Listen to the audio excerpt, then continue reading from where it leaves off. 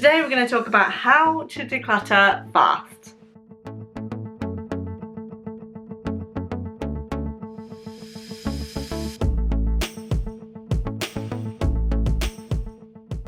Hello, my name's Rachel. I do videos about decluttering, minimalism and my no spend year, and today we're going to do a fast decluttering session where we talk about how we can declutter with some quick, easy strategies so that we can get jobs done much quicker.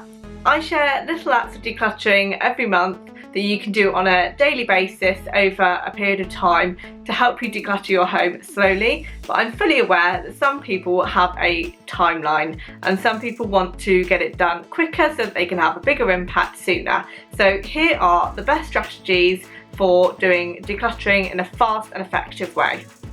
The first thing you need to do is you need to have 4 boxes.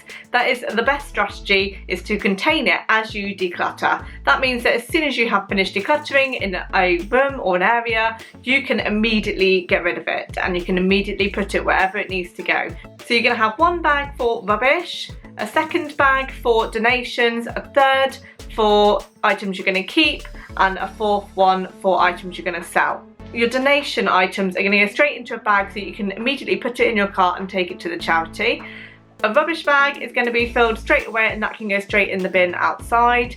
Items that you can keep, it can be in a box or some kind of container so that it's easily already sorted and then it's just a case of putting it back. And then items you can sell, the items that you can sell are going to be contained in a box so that it's easy to keep track of what items you have got left to sell and how you're doing with it.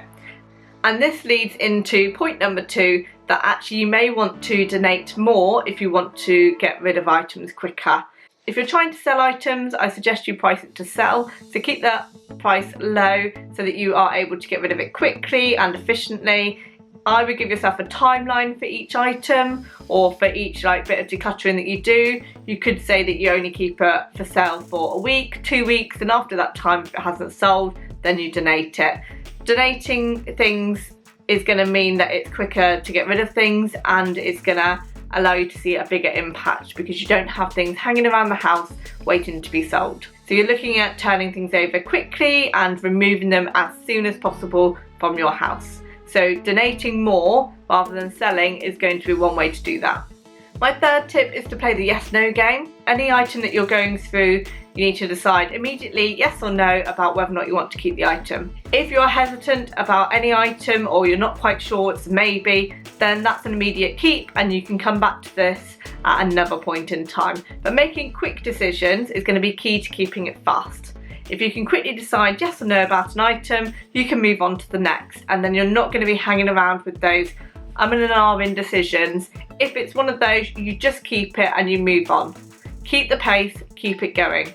My 4th tip is to play the 30-day minimalism game. This means that every day of the month you're going to get rid of that number of items depending on what date it is. So for the 1st of the month you get rid of 1 item, 2nd of the month 2 items, 3rd of the month 3 items, 30th of the month 30 items, and you actually get rid of 465 items roughly from your home within 1 month. So you can get rid of quite a lot of clutter in a short space of time.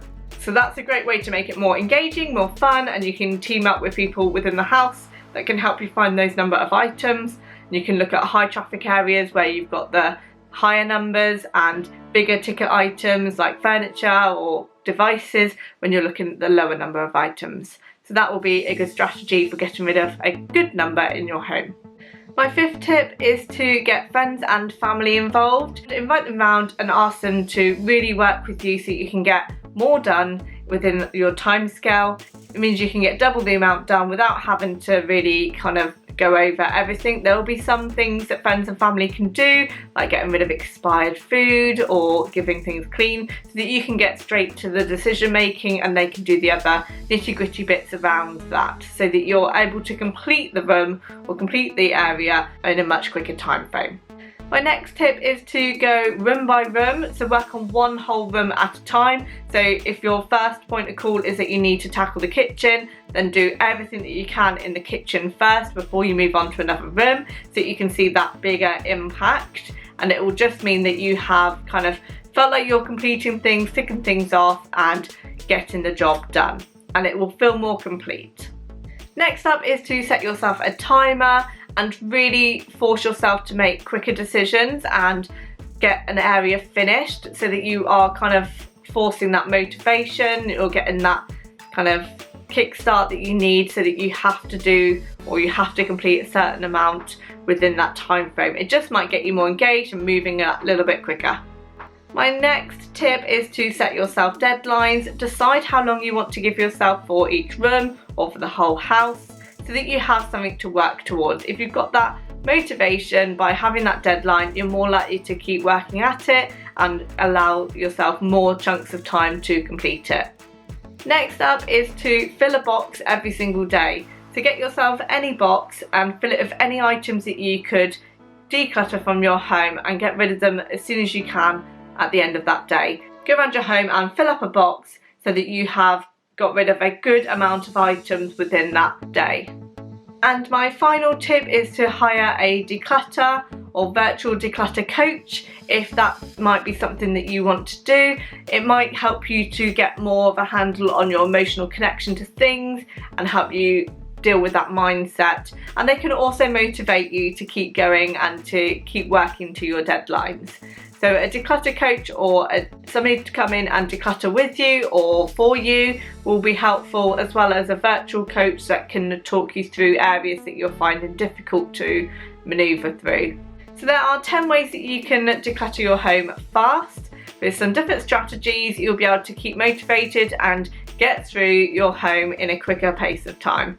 And don't forget, if you do want to slow down and work on little bits at a time after you've done a big declutter, I do the little acts of decluttering every month, and I create a PDF calendar download that you can get from my website, declutteryourlife.co.uk. And if you want a way of organising your decluttering, I've also got the Little Acts of Decluttering planner, which is available on Amazon, and it talks you through different checklists or gives you time to allocate towards decluttering, and you can kind of schedule it into your day so that you're more focused and you're blocking time out specifically for decluttering. There's also checklists in there as well to help you work through different areas, so that is available on Amazon. Let me know in the comments whether or not you have tried any of these strategies and how you're getting on with your decluttering, and I shall be back for more videos on decluttering, minimalism and my no spend year. Take care, bye.